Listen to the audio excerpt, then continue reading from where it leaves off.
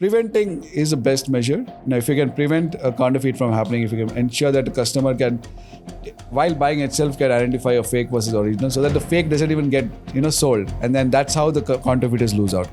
Having said that, yes, close to, we worked with most of the companies. They've been able to overcome counterfeiting, completely. Interesting. So now let's talk about some technological advances you've seen in seed distribution, which you guys have implemented. So at Acviss, we've implemented a lot of these stuff for seed manufacturers. We've worked with the government coffee boards as well, if I'm not wrong. Yes. So can you share a little bit more about that? Like, you looked at the space, you looked at the seed distribution, and then you started building out tech. And I remember this couple of years back when blockchain and crypto was all rage. You had told me that we've been doing this since 2017. Yeah. So I was like, okay. So just share a little bit about that, how you guys have implemented some of these technologies to ensure that seed supply chain is clean and transparent. So like I said, counterfeiting and track and trace. And then, of course, you want to build loyalty for your customers. And have origin as well. And have origin as well, right? So what we've done is we kind of built products around this, ensuring that what starts from either from the factory or from the farm is the right product which ends up in the hands of the consumers, right? So in case of coffee, the idea was to ensure that when the coffee beans are picked up from the farm and when it gets processed and then sold to a consumer, we can not just track the provenance but also identify genuine coffee. There's also a concept called GI. GI means geographically indicated products, right? And this tag is given to products which specifically grow in a certain region, like Kur coffee or Kolhapuri chappal, etc. Or I think Assam tea, right? So these specific products which come from specific regions, which attract a lot of consumers to it, definitely get these GI tags, and they also attract a lot of premium as well, right? So it's very important that a product which is sold and told as mentioned as GI, a consumer can really verify that it's actually a GI product, right? It's actually coming from that region. Right. A lot of people will try to sell a non-Kur coffee as a GI coffee, right? And that happens a lot. And then it could also be a fake coffee. It could also be coming from the wrong process. And like I told you earlier about grades, lower grades could be sold as higher grade coffee. All that, is where all those are the issues that come in. So how do you address that? So what we have done is we built an end-to-end seamless system which basically allows you to not just prevent fake counterfeiting of these seeds, but also track the product to the supply chain. So how does it work if I'm a brand and if I'm looking at you guys, can you tell me how does it work? The way it works is, let's say if you are a brand and you're a coffee brand, let's take an example of a coffee brand. So you picked up seeds from your farm. So right from that, we create a digital twin of the actual product.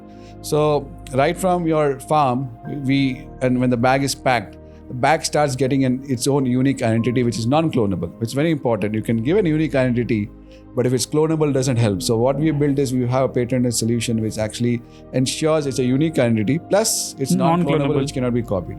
So that happens. Now a bag is entered into our system digitally.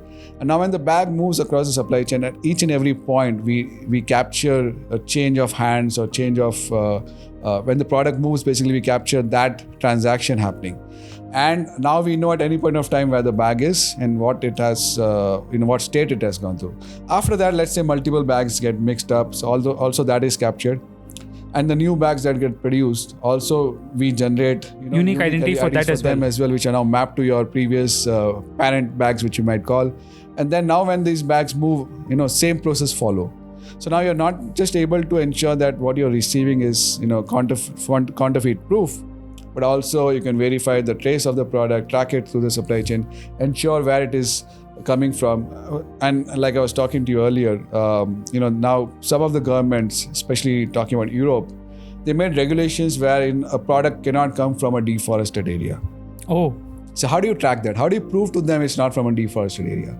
So this system also helps you, let them verify that, it's coming from so-and-so area and this area is deforestation free. So not just that. So now, which means earlier, If I could sell only to India, you can now export. No, so a lot of products and especially coffee gets exported a lot. So earlier, when Europe was not looking at it, it was easy to do it. Now, if Europe is started looking at it, and if you're not doing it, you're going to lose out in that market, right? Yeah. So, but on the contrary, if you have a system like this, right, you actually now would be able to gain that premium as well. Plus, you might do better because a lot of the other countries or other companies might not actually have a system like this. Absolutely. So you might stand to benefit if you already have a system which you've adopted. So how do you guys ensure that the farmer himself is able to input these data? Like a lot of these places don't have internet and all those things. So it's what we've also always focused on is building systems which anybody can use and can be used everywhere. So we understand that of course we'll have people who may not be well educated, might not have used technology as much, use the system. Plus also, there might be areas like you mentioned where you might not have good internet connectivity. So our systems are built to tolerate all of this, right? We also ensure that we build applications in various languages so that people are comfortable in that native languages. Plus, we also ensure that, if you're in a region where there's no internet connectivity, we let you complete transactions. And then when there is network connectivity, when you move to a different area, we will be able to sync up with the system. So we try and do that to make the life easy, understanding that ground realities are going to be much different than what we expect sitting on a chair like this, right? So we very cognizantly ensure that farmers or anybody using the system are able to do it easily enough. These things have actually been implemented for some seed manufacturers. Yeah. So we've had quite a few customers who are actually using our systems across India, and then we're also looking at some global companies as well. Yeah. Superb. So I have another question now. You're giving me visibility for my supply chain. That's good. But if I have an existing ERP system, like I don't know, like how does it interface well with that? So, most of the bigger seed manufacturers have their own ERP systems, could be a SAP or Oracle or Microsoft. And then they do a lot of those transactions on that. So it's very important that whatever you build is able to talk to that. Integration as such with these systems is not difficult to do in today's day and age. So we do. So whatever system we build, we ensure that the company is able to integrate it with their existing systems so that there's seamless flow of data and visibility across the network and across their internal dashboards that they might have. Perfect. Makes sense. Let's go a little bit deeper now. So you've explained how you guys have helped try to solve this problem. Any data which you can share without naming brands of any change in terms of how much counterfeiting was tracked or raided or whatever it is? Yeah. So what happens is, in this case, the idea behind raids is, unfortunately, in a country like ours, laws are not strong, right? So even though you might do a raid now, tomorrow the same person can still, continue doing what he or she is doing. So the idea is, how do you prevent that? That's where our technology comes into picture. Preventing is the best measure. If you can prevent a counterfeit from happening, if you can ensure that the customer can, while buying itself, can identify a fake versus original, so that the fake doesn't even get sold, and then that's how the counterfeiters lose out.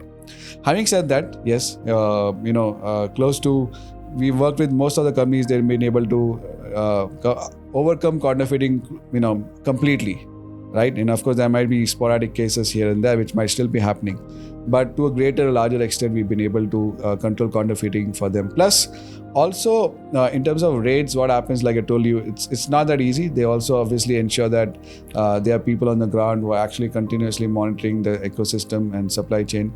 And we do have other products which will help you monitor your existing supply chain as well, so that there are no fake products that could come into the market if they do. So my question was more along the lines of, once you started working with a brand, you must have seen a percentage change that so many counterfeits started getting identified. Yeah. So what are some real data and some real stories which have happened, which you have seen and even you were surprised? So, in seed specifically. So I was about to say, as an anecdotal experience, in terms of feedback, seeds as such, we may not have got a direct feedback. We have certainly good feedback for other products, but we do hear farmers, coming back and saying, "Now I'm able to verify this. I'm very happy that I can buy original product." Right? In terms of numbers, it could be, like I said, 30% is, basically the numbers of fake products that are sold. So our data at least tells that, close to that number is what we've been able to bring a change in some of the companies that we worked with. Wow. Okay. So actually, you have seen that 30% ho raha hai lafda. Yes. That's something which we observe, and we've been able to remove that as well. So yes. Okay.